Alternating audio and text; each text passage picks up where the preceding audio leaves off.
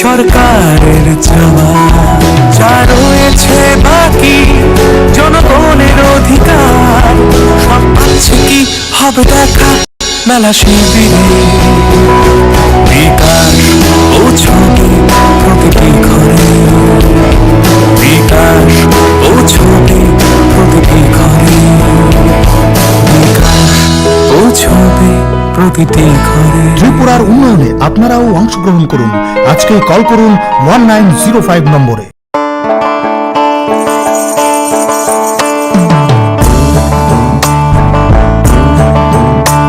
বিনা ঘরে আর থাকবে না তো কেউ, বিনা ঘরে আর থাকবে না তো কেউ, চারিদিকে বইছে এবার উন্নয়নের ঢেউ।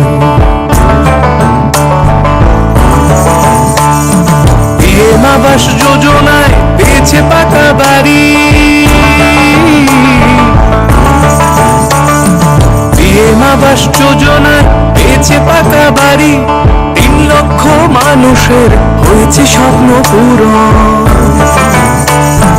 আপনাদের সহায়তায় আসছে প্রশাসন, হবে এবার প্রতি ঘরে সুশাসন, হবে এবার প্রতি ঘরে সুশাসন।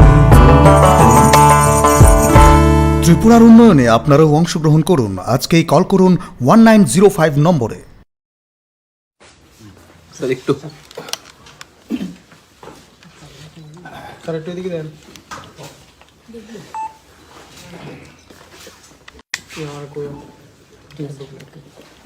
ভারতবর্ষের যশস্বী প্রধানমন্ত্রী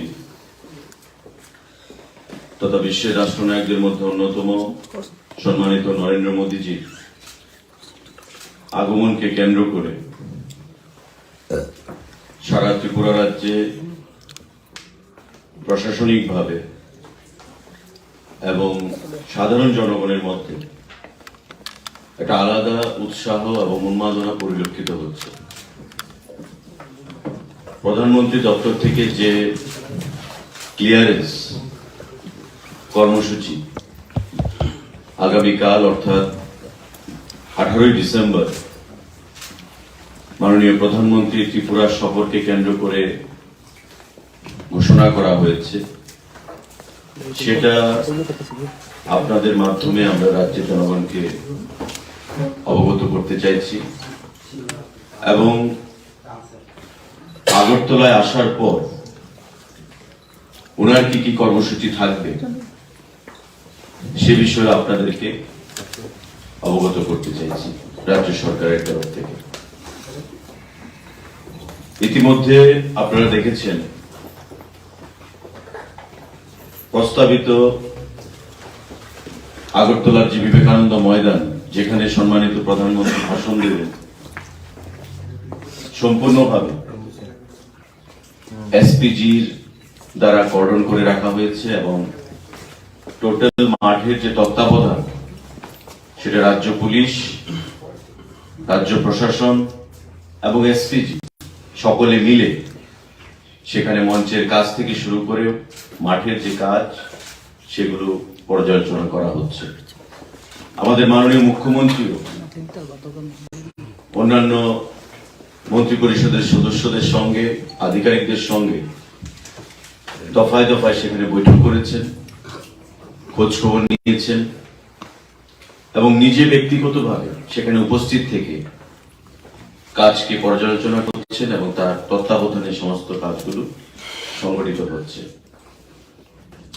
মাননীয় প্রধানমন্ত্রী আগামীকাল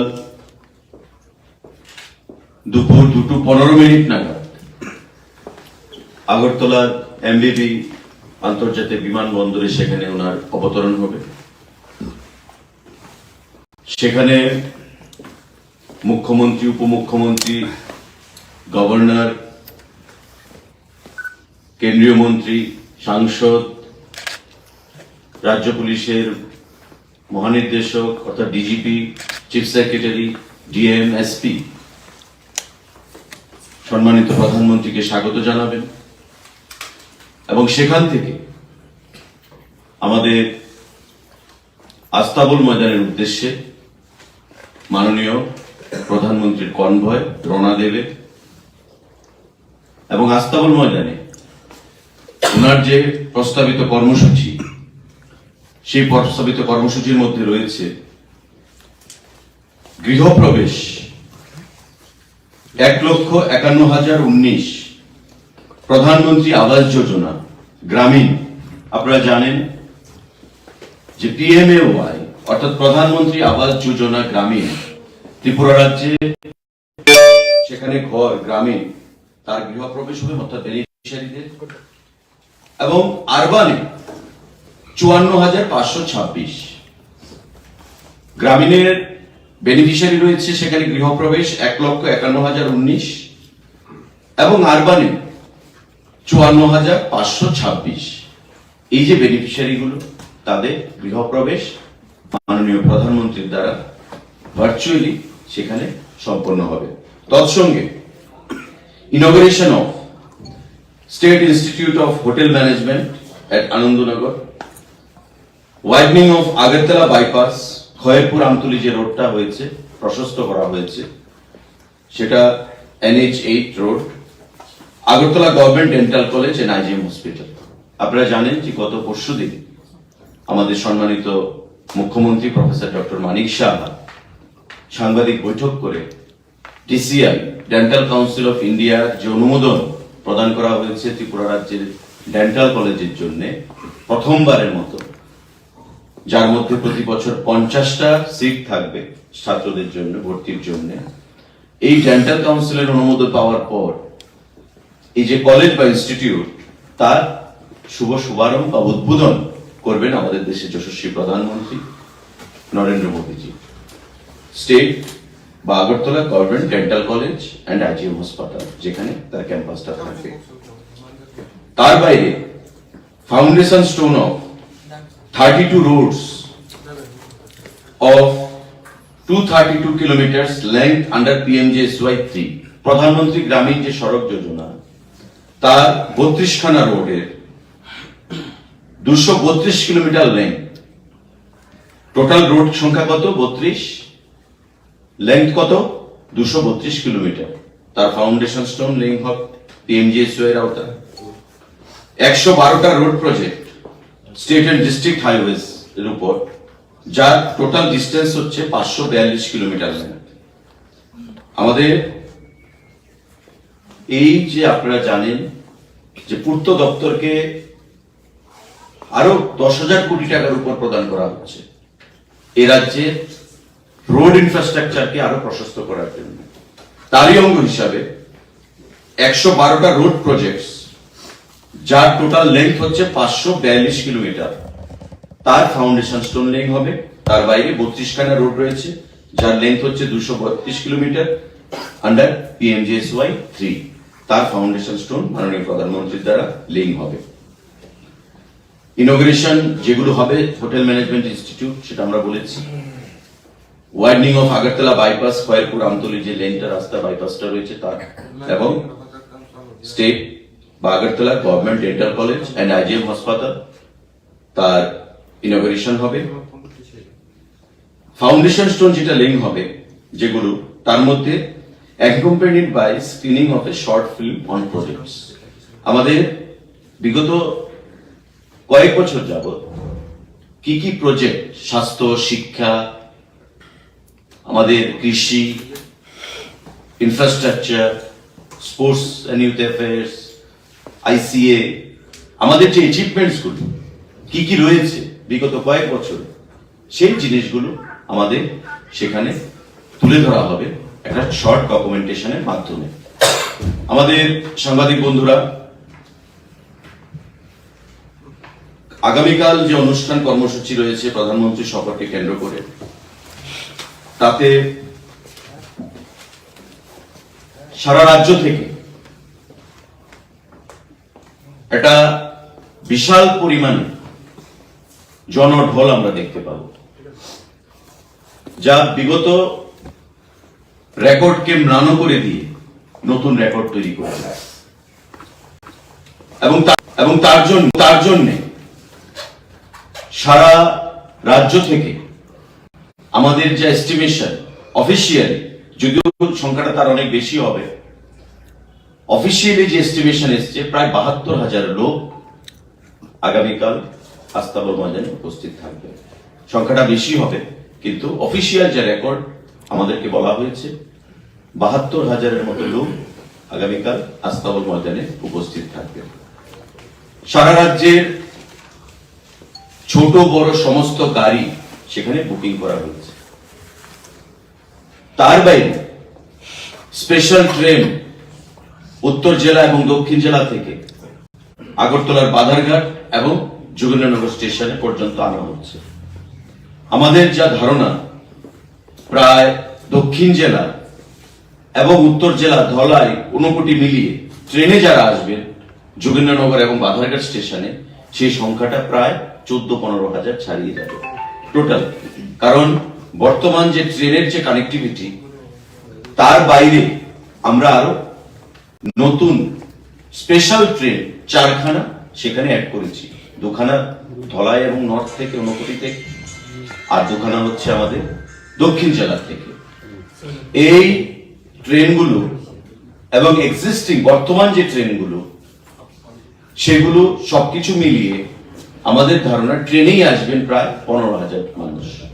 তার বাইরে 600-র মতো বড় বাস, প্রায় 2,500 এলএমবি লাইট মোটর ভেহিকেল এবং অজস্র প্রাইভেট ভেহিকেল যেগুলো অফিসিয়াল গণনার মধ্যে আসেনি, সেই private vehicle, auto rickshaw, motor bike আগামীকালকের সবাই সেখানে মানুষ আনার জন্য কাজে লাগানো হচ্ছে।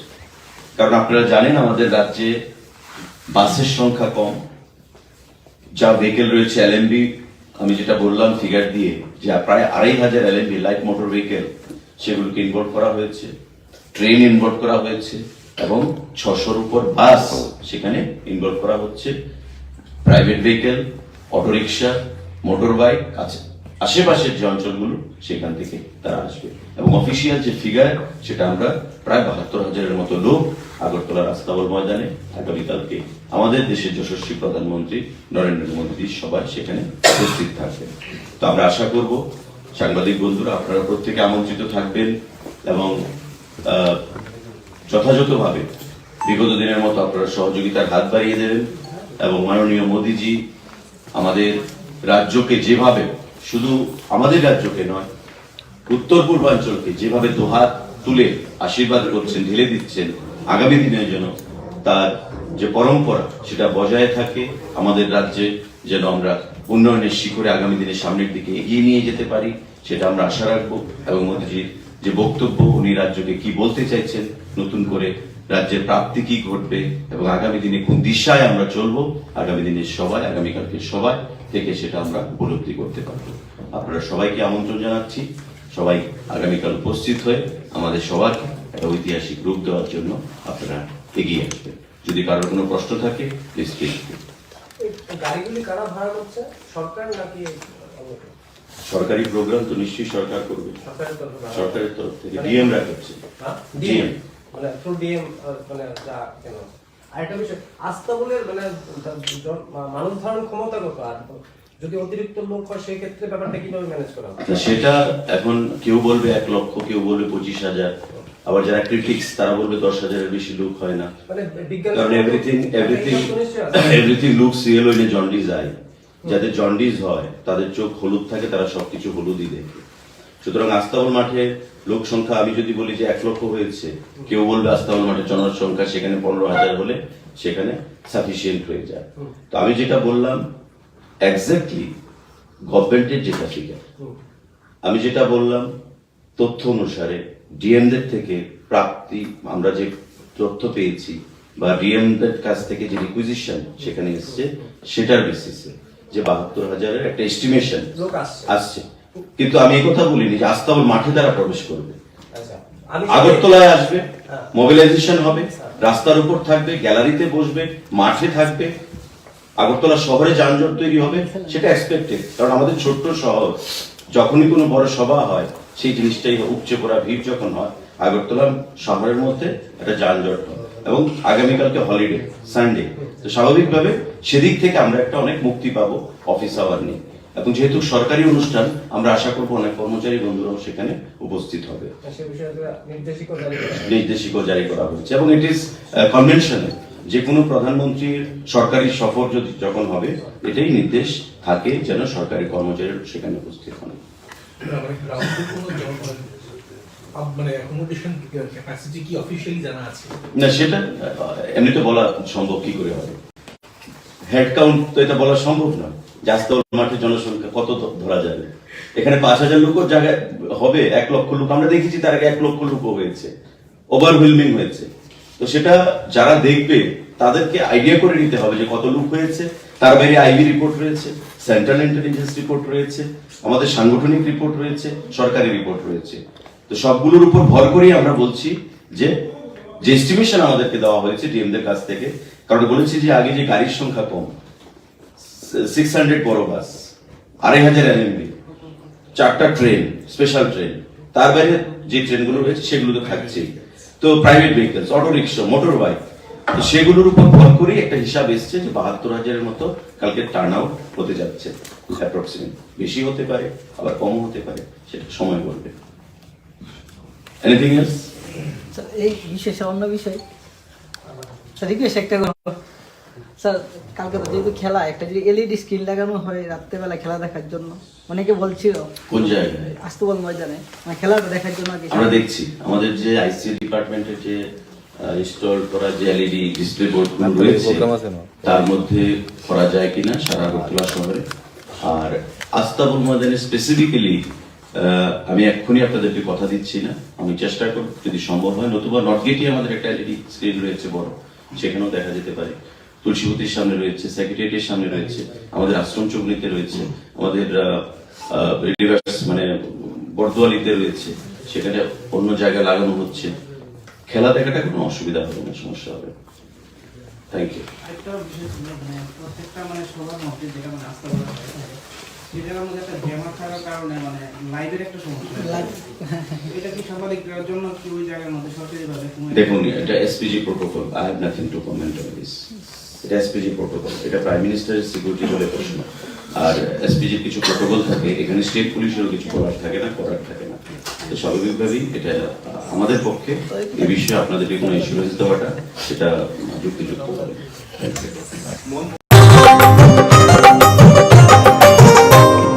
গলি গলি মহল্লায় সুর শোনা যায় একটা,